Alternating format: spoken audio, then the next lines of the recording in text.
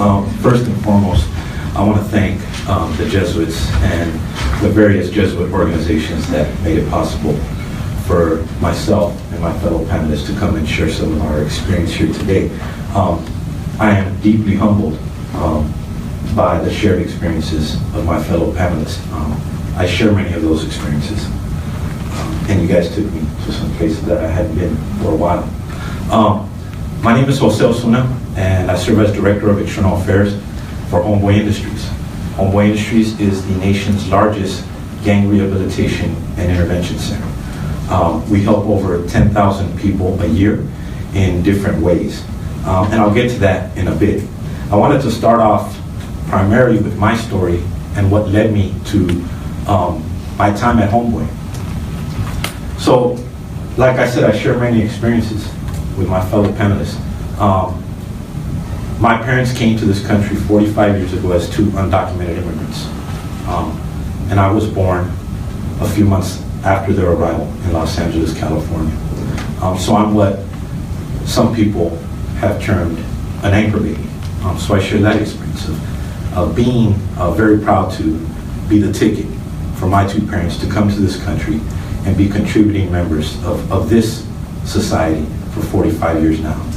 They came here undocumented, they became documented, and they haven't broken a single law. My dad hasn't even gotten a traffic ticket in the 45 years that he's been in this country, and my mom much less.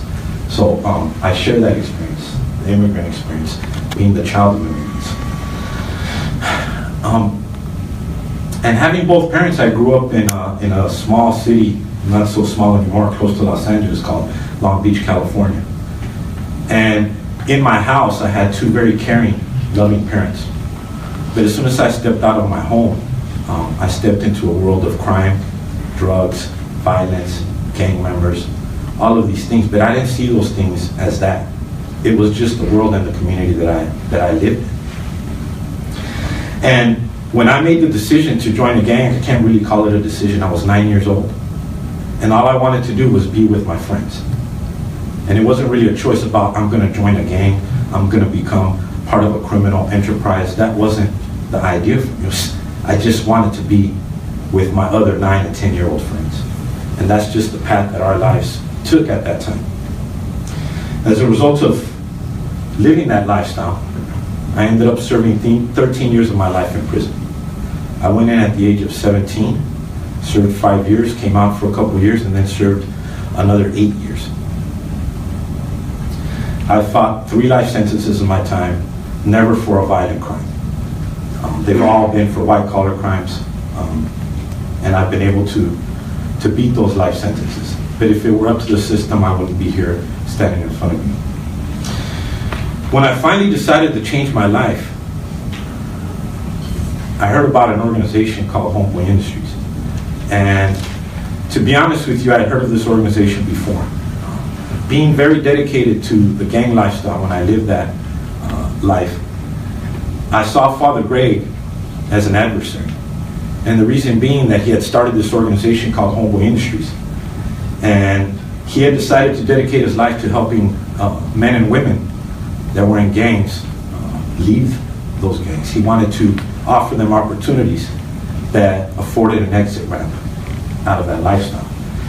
And because I was involved in that lifestyle, I saw Father Greg as somebody that I didn't agree with. And for a long time, I really, really detested Homeboy Industries. And then I changed my life. Happened a few months after my oldest son was killed. My son was Moises, he was 17 years old. And 2 men came and took his life in front of my house 8 years ago.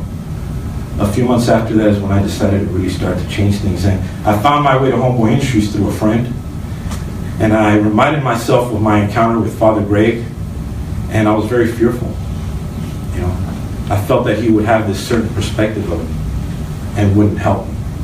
And quite the opposite was true. When I got to Homeboy Industries, he opened the place up to me, and he did something that nobody had ever done before. He asked me how he could really help me. He didn't tell me how he could help me. He didn't suggest how he could help me. He just asked me, how can I help you? And it was the first time that I was able to look at somebody and say, this is what's going on in my life, and this is the help that I need. And so he took me into the program, and I've been there 8 years now. I started out as a trainee. We have an 18-month program there where we help people rebuild their lives. We do this in a variety of ways. One of the ways that we do it is through social enterprise. So we have 9 businesses at Homeboy Industries where we employ men and women and help them rebuild their lives. That includes a couple of bakeries, a couple of diners. We've got a cafe. We're in the silkscreen business. We just launched Homeboy Recycling. We're going to be working on electronic waste management. We've got a variety of farmers markets throughout Southern California. And last year we started our very first Homeboy wildfire fighting crew in partnership with some of our native brothers down in the San Diego region. So we're working with the La Jolla Res with our firefighting crew. So just finding ways to engage people has been Father Greg's method, but in doing that through jobs, he discovered that there was so much more needed. See, I had several jobs before I got to Homeboy, really well-paying jobs. I had a very well-paying job in the oil industry, I was in the aerospace industry, and I was in the funeral industry. And I held very high positions there. So the problem for me, being a gang member, having a felony conviction, was not the biggest challenge. You know, I got those jobs. Keeping the jobs was the problem for me.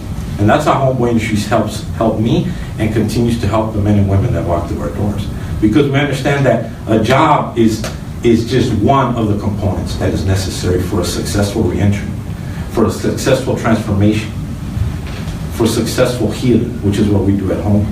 Along with the job, people need to receive mental health services. Whether you are a victim of violence or a perpetrator of violence, and in many occasions, it's both. There's trauma suffered. Because I perpetrated violence, there was a certain trauma that I went through that I've had to address and continue to work on. Being a parent, we help people become parents. There are some men and women that have their children come back into their lives while they're at Homeboy Industries, and we understand that a job is only going to meet the financial requirements. But they need to learn how to become a loving and caring parent so that the cycle of violence and recidivism is broken. You know, I want to share a quote with you guys, and it's very true to how I feel and how I see the world. And it's a quote from Father Greg. It says, even gang members imagine a future that doesn't include gangs. And that's very true for me.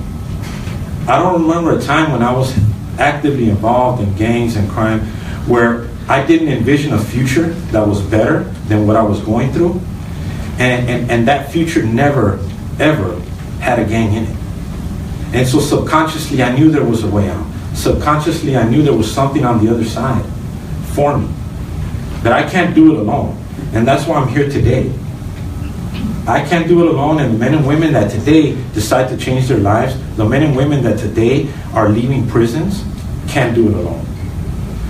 In the past few years, we've gone on a path where we've really decided to throw resources at these issues of reentry, these issues of inner city violence, where we've thrown resources at the cities that most need them, at the communities that most need them.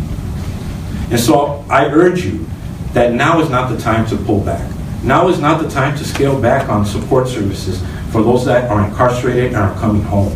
Now is not the time to pull back on resources that will address the real issues that cause the violence in the inner cities. Let's remember that violence is just a symptom of the struggles that exist every day in the inner cities. I guarantee you, as a former gang member, as somebody that spent 13 years of his life in prison, that incarceration is not the answer. Now, there are things that people have to be held accountable for. I 100% agree. I never went to jail for something I didn't do. I paid my debt to society. I should not have a life sentence of joblessness, of homelessness, of all those things hanging over my head for the rest of my life.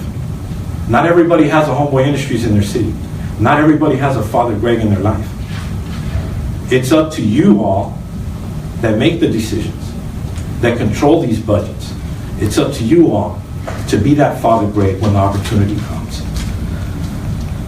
I'd like to end with this other quote from Father Gray, and I think it's very relevant to the times. At Homeboy Industries, we stand with the least likely to succeed until success is succeeded by something more valuable, kinship. We stand with the belligerent, the surly, and the badly behaved until bad behavior is recognized for the language it is. It is the vocabulary of the deeply wounded and of those whose burdens are more than they can bear. Those voices have been crying out to you for a long time. I hope that you listen now. Thank you.